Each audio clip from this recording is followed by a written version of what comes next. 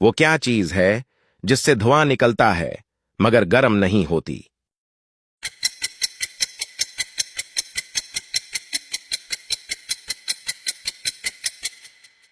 درست جواب جاننے سے پہلے پیارے بھائیوں اور بہنوں، اگر آپ نے آج درود شریف نہیں پڑھا تو ابھی پڑھ لیجئے اور پھر کمنٹ میں اللہ کا کوئی سا بھی نام لکھ دیجئے تاکہ پڑھنے والے بھی اسے پڑھ کر ثواب حاصل کر سکیں۔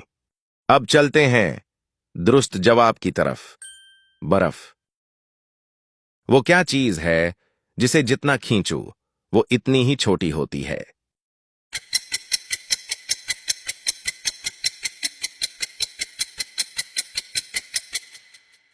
درست جواب ہے سگریٹ۔